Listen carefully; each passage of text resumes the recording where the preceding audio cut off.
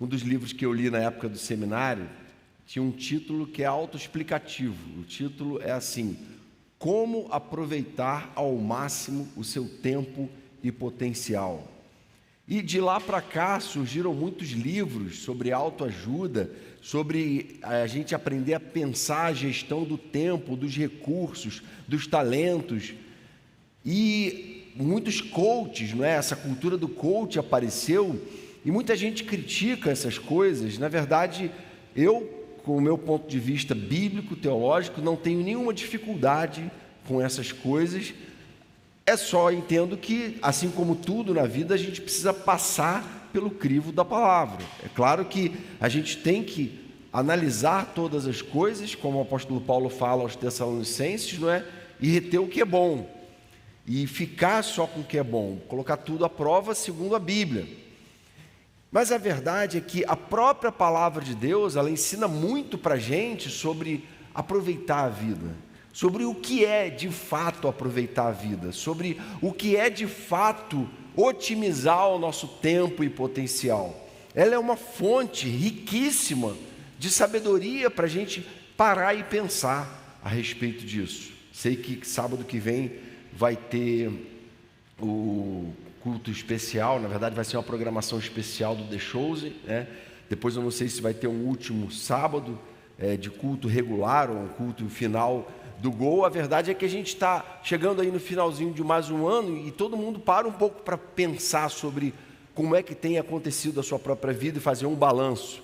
Eu vi que teve uma galera que teve graduação de faixa nas artes marciais, outros, enfim, concluíram o curso universitário, outros estão vivendo um novo momento na carreira profissional.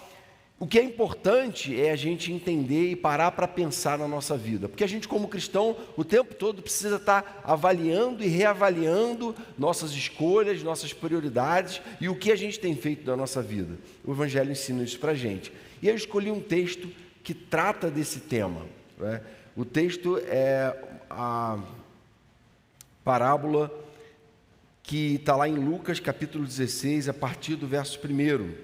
E ele conta uma história. A gente sabe que as parábolas eram histórias que Jesus contava para ilustrar verdades espirituais. E ele fala de um homem muito rico que tinha um administrador. E antes até de começar a ler, eu já quero que você entenda que esse homem muito rico é o símbolo de Deus aqui. E esse administrador somos nós. Alguns pensam assim: pô, mas eu sou só um estudante, ou eu nem tenho emprego ainda, não é? Mas na verdade é que o Evangelho ensina a gente a pensar que todos nós estamos empregados por Deus. Temos um emprego que se chama a nossa própria vida. E segundo o Evangelho, e esse texto vai mostrar isso, a gente vai ter que prestar contas para esse nosso chefe no dia final do que a gente tem feito da nossa vida. Diz assim: Jesus disse aos seus discípulos: o administrador de um homem rico foi acusado de estar desperdiçando os seus bens. Então ele o chamou e lhe perguntou: o que é isso que estou ouvindo a teu respeito? Preste contas da sua administração, porque você não pode continuar sendo o administrador. O administrador disse a si mesmo: meu senhor está me despedindo. Que farei? Para cavar não tenho mais força e tenho vergonha de mendigar. Já sei o que vou fazer para que quando eu perder o meu emprego aqui, as pessoas me recebam em suas casas. Então chamou cada um dos devedores do seu senhor, perguntando ao primeiro: quanto você deve ao meu senhor? 100 potes de azeite, respondeu ele. O administrador lhe disse: tome a sua conta, sente-se depressa, escreva 50. A seguir, ele perguntou ao segundo: e você quanto deve? 100 tonéis de trigo, respondeu ele. Ele lhe disse: tome a sua conta, escreva 80. O Senhor elogiou o administrador desonesto, porque agiu astutamente, pois os filhos deste mundo são mais astutos no trato uns com os outros do que os filhos da luz. Por isso eu digo: usem a riqueza deste mundo ímpio para ganhar amigos, de forma que quando ela acabar, estes os recebam nas moradas eternas. Quem é fiel no pouco, também é fiel no muito. E quem é desonesto no pouco, também é desonesto no muito. Assim, se vocês não forem dignos de confiança em lidar com as riquezas deste mundo ímpio, quem confiará as verdadeiras riquezas a vocês? E se vocês não forem dignos de confiança em relação ao que é dos outros, quem lhes dará o que é de vocês? Vejam bem, Jesus deixa muito claro que Ele é, então, esse Senhor, e fica muito claro para a gente que o texto está falando das contas que a gente vai prestar a Deus, e a gente constantemente precisa prestar de como a gente tem administrado a nossa vida. E aí, o que Jesus queria ensinar para alguém que, como aquele homem, era desleixado com a administração da sua própria vida? Há muitas formas de a gente ser desleixado com a administração da nossa própria vida. A gente tem obrigações sociais, a gente tem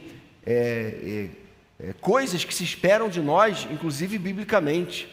E será que, segundo essa expectativa que a Bíblia lança sobre nós, sejam filhos, pais, trabalhadores, empregados, estudantes, será que a gente tem conseguido dar conta dessas coisas?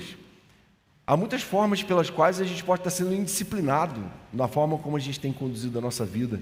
E a gente não tem alcançado objetivos que a gente deveria estar alcançando. A própria vida em santidade é algo que demanda de nós um empenho, uma dedicação.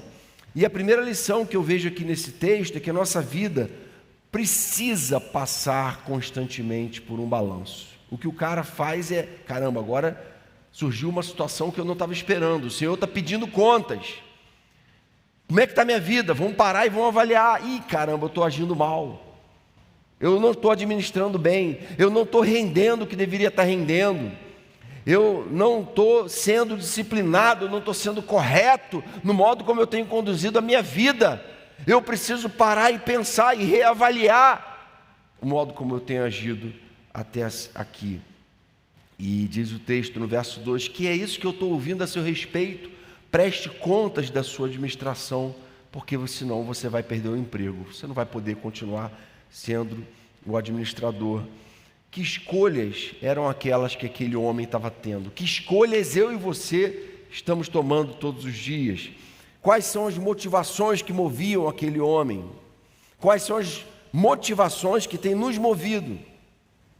Havia honestidade, havia transparência, havia sinceridade. E quando a gente para ponderar o que a gente tem feito com as nossas vidas, acontece o que aconteceu com aquele homem. Na verdade, eu ilustraria dizendo que o Espírito Santo age na nossa vida, primeiro trazendo iluminação para o nosso entendimento, não é? Aquele homem até então não estava atinando para a gravidade do que a vida dele havia se tornado. E aí ele diz assim: meu Senhor está me despedindo, que farei? Agora é hora de agir, é hora de tomar uma atitude em relação ao que tem acontecido com a minha vida. Outra coisa, quando o Espírito Santo age, ele nos leva a reconhecer nossas limitações. Ele fala assim, para cavar eu não tenho mais força, eu tenho limitações, e eu preciso encontrar uma solução para essa situação que eu estou vivendo. O Espírito Santo nos leva a enxergar as consequências das nossas decisões. Ele pensa assim: eu tenho vergonha de mendigar, se eu continuar vivendo assim eu vou acabar mendigando. Se eu continuar vivendo assim, uma hora a casa vai cair, uma hora a vergonha vai vir, uma hora eu vou estar desviado, uma hora o que há de pior e a gente pode imaginar vai acontecer. E o Espírito Santo aponta para a gente uma solução. Verso 4, já sei o que vou fazer para que quando eu for demitido os outros me recebam. E ele então simplesmente para fazer um balanço da sua vida e se colocar diante do seu Senhor, e a vida dele já ganha outra perspectiva, e ele já faz um plano de ação.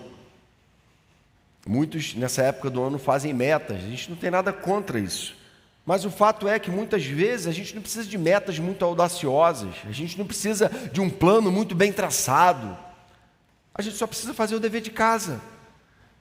A igreja de Éfeso até tinha meta, tinha ação, tinha um monte de coisa, e Jesus falou: ó, vocês estão fazendo um monte de coisa, mas vocês perderam o mais importante, a essência. Vocês têm que voltar ao primeiro amor, vocês têm que voltar a fazer o dever de casa. E às vezes só de voltar a fazer o dever de casa, só de parar para fazer um balanço da vida, só de parar para submeter de novo o coração, as motivações, as vontades a Deus em oração, só de a gente parar para confessar, tudo já muda. A última vez que eu preguei aqui, no mês passado, eu falei sobre a importância do descanso, do sabate, né? E na verdade, eu falei uma coisa que me chamou a atenção quando eu vi um professor falar, não é, a respeito do sábado como tendo sido o dia mais importante. Muita gente fala, Deus criou o mundo em 6 dias, e o sexto foi o mais importante, porque no 6º dia Deus criou o homem, a sua imagem e semelhança, a coroa da criação. E aí esse teólogo falou, não, na verdade o dia mais importante é o 7º, em que Deus não fez nada, mas foi o dia que Deus santificou para ele. Foi o dia que ele falou, agora é tempo de parar tudo. Porque no muito fazer, muitas vezes a gente perde a essência. E ele estabeleceu esse marco semanal. A cada 7 dias, um dia tem que ser dedicado à santificação e a buscar Ele, a parar tudo, a fazer um balanço da vida. E a gente é desafiado constantemente a lembrar disso, porque a gente gosta de fazer muita coisa, e muita coisa que traz para nós retorno, que traz para nós mérito, que traz para nós glória muitas vezes. Só que exatamente no momento que Deus chama a gente a parar tudo, é que Ele é glorificado, e tudo que a gente faz passa a ser feito não para a nossa glória, mas para a glória dEle, para a santificação do nome dEle. Então a primeira coisa, vamos parar para balanço, vamos parar para reavaliar, examinar com sinceridade o que a gente tem feito na nossa vida. A segunda lição que esse texto mostra para a gente é que é preciso estar disposto a perder para ganhar. Fica um pouco confuso isso, né? Ele fala para um, você deve quanto? Eu devo 100 potes de azeite. Então escreve aí 50, ou seja, paga 50. E para o outro que devia 100 tonéis de trigo, ele fala assim, não, escreve aí 80. Peraí, mas ele abriu mão de uma parte do que os caras deviam, não é? Ele estava meio que tentando mostrar serviço para o seu patrão, para quem sabe salvar o seu emprego. Ele não queria ser demitido, ele não queria ser lançado nas trevas, lançado no inferno.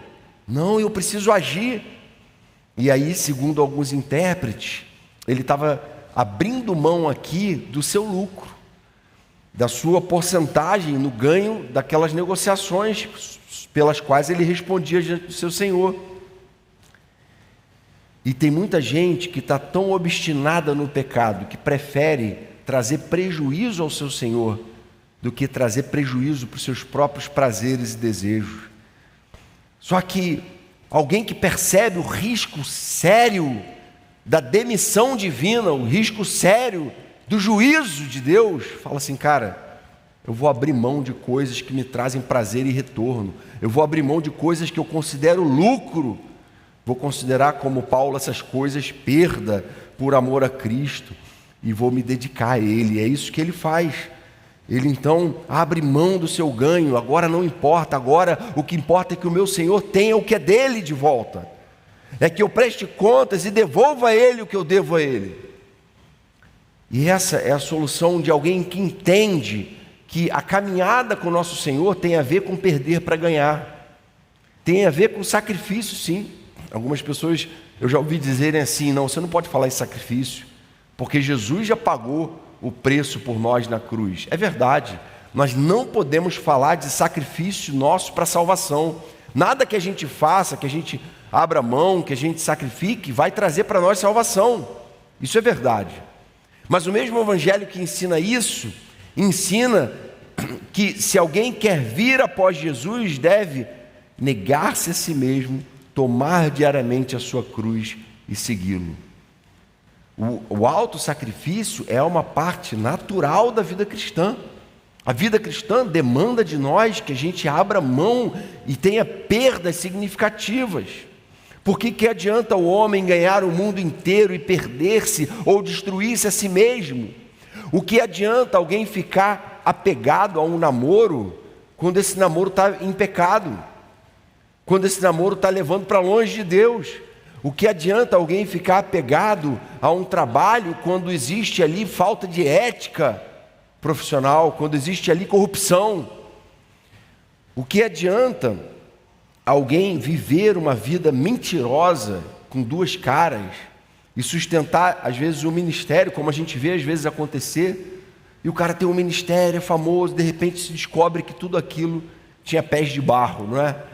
Não era coerente com a profissão da fé cristã. E a gente, quando vai para a Bíblia, a gente vê algumas ilustrações, por exemplo, a figura do atleta. Paulo fala que o atleta se esforça, não é, para alcançar o prêmio. Ele fala assim, a gente também. A vida cristã, ela tem recompensas, e essas recompensas vêm a partir de empenho nosso, de disciplina, de dedicação, de coisas das quais a gente abre mão para viver uma plenitude de vida na presença de Deus. Coisas que aqui nesse mundo as pessoas consideram muito, mas que na eternidade não tem real valor. A outra figura que a gente vê presente também na Bíblia é a do soldado, que se abstém de muita coisa, que abre mão da sua própria vida, mas para o país ganhar a guerra, não é? E a gente é esse soldado que está pronto para ser levado para a missão, sabendo que toda missão exige sacrifícios. E a missão de andar com Deus no mundo, de fazer discípulos, de ser luz no meio das trevas, vai demandar de nós que a gente abra mão de coisas que a gente considera lucro, de coisas que a gente admira, que a gente preza, quando na verdade essas coisas levam a gente para longe de Deus e nos tornam administradores infiéis. Sabendo que há uma promessa também para aqueles que sacrificam, não é? O mesmo Jesus que disse que a gente tem que negar a si mesmo, tomar cruz dia a dia, ele falou assim, todos os que tiverem deixado casas, irmãos, irmãs, pai, mãe, filhos ou campos por minha causa, receberão 100 vezes mais e herdarão a vida eterna. Ele promete que a gente vai, sem dúvida nenhuma, ser recompensado. Então, se você já tem feito um balanço regular da sua vida, com certeza você está chegando à conclusão de que tem coisa que você precisa botar para fora, expurgar, pedir que o Senhor purifique o teu coração e te dê disciplina e firmeza de propósito, de fé, de viver abandonando essas coisas que podem às vezes trazer muito prazer e recompensa humana, mas que distanciam de Deus. E a terceira lição é que nossos recursos pertencem à missão. E aí é um passo além, não é? Verso 9, por isso eu digo, usem a riqueza deste mundo ímpio para ganhar amigos, de forma que quando ela acabar, estes os recebam nas moradas eternas. É até um pouco estranha essa construção aqui, não é? Espera aí, o mundo ímpio, as riquezas são riquezas de um mundo ímpio e eu tenho que usar elas para fazer amigos que vão me receber nas moradas eternas. É meio que assim, gente, a impureza, a impiedade é uma realidade do mundo que a gente vive. Mas os recursos que a gente tem aqui, nesse mundo ímpio, a gente não deve usar eles para alimentar e satisfazer impiedade e impureza. Nosso desafio não é demonizar os recursos. Nosso desafio é santificar os recursos. E como é que se santifica os recursos? Como é que a gente, de fato, aproveita ao máximo eles? Investindo no que é mais importante nesse mundo, no verdadeiro tesouro que existe nesse mundo, que são as pessoas. Fala assim, olha, invistam em pessoas, ganhem amigos, porque almas são eternas. Vocês vão encontrar essas pessoas na eternidade. Qualquer coisa que você venha conquistar aqui nesse mundo vai ficar por aqui, vai perecer, vai se corroer, mas amigos, Jesus está falando, vocês vão encontrar na eternidade. Então, não tem valor nenhum uma vida que conquistou muita coisa aqui nesse mundo e não foi amada, e não aprendeu a amar. e não apresentou a elas o maior tesouro da existência, que é o Senhor na nossa vida. Invista em gente. Qualquer outra coisa em que você investir ficará aqui, mas pessoas você vai encontrar no céu. É nesse contexto que Jesus diz o seguinte, no verso 10: quem é fiel no pouco também é fiel no muito. No entendimento deles, ser fiel é entender que pessoas são prioridade. Para Jesus, as riquezas que esse mundo conhece não são as verdadeiras riquezas. Ele mostra no verso 11: assim, se vocês forem dignos de confiança em lidar com as riquezas desse mundo ímpio, quem confiará? Se vocês não forem dignos, quem confiará a vocês as riquezas, as verdadeiras riquezas a vocês? E se vocês não forem dignos de confiança em relação ao que é dos outros, quem lhes dará o que é de vocês? Quando Jesus fala de verdadeira riqueza, Ele está falando de vidas, de almas que são eternas. A lógica do mundo é: enriqueça a si mesmo e você vai ser recompensado. E para Jesus, a lógica de Deus é: cuide dos outros e você vai ser recompensado. Faça amigos. Você pode dizer que tem feito verdadeiros amigos, tem investido em verdadeiras amizades, sinceras amizades, de pessoas que têm prazer em estar com você e você tem prazer de estar com elas. Para Deus, seus recursos são prioritariamente para você fazer amigos, ou seja, amar pessoas, e a gente precisa aprender isso.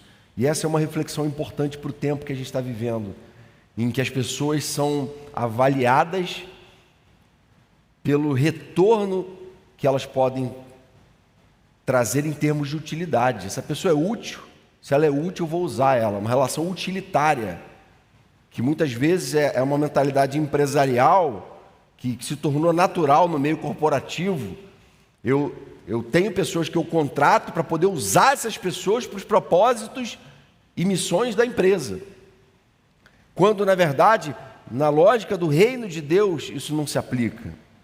As pessoas são pessoas com quem eu comungo, eu celebro a vida, eu caminho junto, são amigos e são conservos, são parceiros na missão, e a gente junto tem servido ao reino de Deus.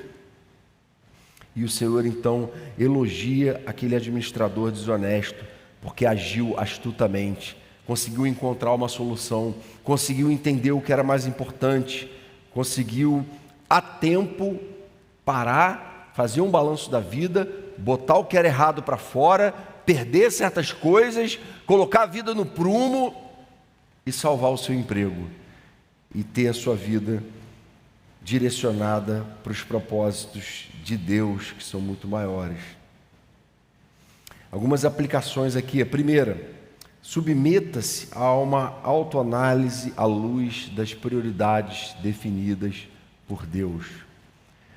Submeta-se, avalie a sua vida à luz das prioridades definidas por Deus. Às vezes a gente está buscando um monte de coisa, investindo um tempo enorme com coisas que não vão trazer o retorno que a gente quer, e muito menos o que Deus quer. Então a gente precisa parar e pensar: caramba, eu estou fazendo tanto, eu estou me dedicando tanto, mas o que eu tenho colhido a partir do que eu tenho feito? Ou o que eu tenho deixado de colher porque eu não tenho investido tempo, recurso, energia na minha vida naquilo que é mais importante? Há pessoas muito fechadas, muito tímidas. Eu fui um adolescente assim, tive muita dificuldade. Depois a igreja me ajudou muito a desenvolver isso, mas muita gente fica fechada em si mesma, aquela atitude de ostracismo, né? A pessoa precisa se abrir, precisa falar: cara, eu também não estou me dando muito, eu não tenho paciência com pessoas, eu não gosto de estar com elas. E a gente nunca vai gostar se a gente não se abrir para isso, se a gente não se dispor a isso e aprender o prazer que há em servir pessoas, e entender que eu não vou para a célula porque ali todo mundo tem a obrigação de me servir, de atender as minhas expectativas, mas eu também estou ali para ser um missionário na vida das pessoas que estão ali, ser bênção na vida delas. Então, Faça uma análise da sua vida à luz das prioridades definidas por Deus. E aí isso muda toda a perspectiva, o modo como a gente entende que Deus está chamando a gente para servir. E a gente deixa de ter uma perspectiva autocentrada para ter uma perspectiva centrada no outro. Segunda aplicação, exponha-se a perder aqui para ganhar na eternidade. É hoje o dia de você falar assim: caramba, Deus, olha quanta coisa eu estou retendo para mim, eu estou insistindo em continuar fazendo, em continuar agindo, que está atrapalhando a minha caminhada contigo, que está me levando para longe do Senhor, que está fazendo de mim um administrador infiel. Vou dar um exemplo, para ser prático, não é? Tem gente que agora nas férias está acordando 11 horas da manhã, meio-dia, desperdiçando a vida, o tempo, né? Vai dormir de qualquer hora, acorda a qualquer hora. Gente que não para e pensa e faz um balanço: caramba, eu tenho que organizar o meu tempo de uma forma que eu aproveite ao máximo. Agora é tempo de construir, de edificar. Cara, eu quero ler bons livros, eu quero estar com pessoas, eu quero me conectar. Então, abra mão às vezes de tempo de sono para fazer algo produtivo. E a gente precisa desenvolver isso. Terceira aplicação: não ame o dinheiro, ame as pessoas, não é? Aquele famoso texto lá de 1 Timóteo 6,10, porque o amor ao dinheiro é a raiz de todos os males. Algumas pessoas, por cobiçarem o dinheiro, desviaram-se da fé e se atormentaram com muitos sofrimentos. Algumas pessoas ficaram tão fascinadas com o dinheiro e com o que ele pode trazer, que desviaram-se da fé e se atormentaram com muitos sofrimentos. Cuidado, o dinheiro não é maldito, ele não é um problema, o amor a ele é. O dinheiro pode ser uma grande bênção, se ele é usado para servir o reino, se ele é usado para servir pessoas, se ele é usado como parte da missão que Deus tem para mim. Por exemplo, no meu caso, família, não é? Eu tenho uma família para sustentar, eu estou investindo em pessoas mais próximas a mim, cuidando daqueles que Deus confiou a mim. E eu preciso entender que essa é a prioridade de Deus. E se eu estiver administrando bem, aquele que está sendo fiel no pouco, ele vai colocar sobre o muito, para abençoar mais e mais vidas e impactar mais e mais vidas. Amém? Vamos orar?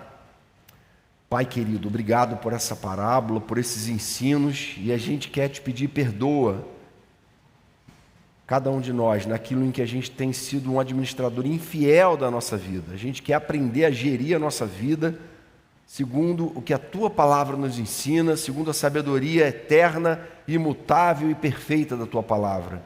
Senhor, vem nos ensinar a eleger as prioridades que o teu evangelho estabelece para nós, e vem nos capacitar a enxergar onde a gente tem falhado, onde a gente tem sido indisciplinado, e vem trazer mudança para a nossa vida, Senhor.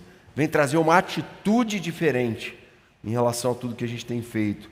É o que te pedimos, Jesus. Continua abençoando o Gol. Está chegando mais ao final de mais um ano de atividade. Que o Senhor abençoe cada um que tem servido aqui, que o teu Espírito faça o coração deles transbordar de alegria por se sentirem úteis na tua obra, e que muitos e muitos jovens, Senhor, sejam alcançados e impactados por gente que tem disposto recurso, tempo e a própria vida para amar essas pessoas e caminhar com elas, discipulando elas. Abençoa cada célula do Gol, o ministério do pastor Felipe e a vida de cada um que tem sido impactado por esse ministério. Em teu nome que te pedimos, Jesus. Amém, Pai. Amém, querido.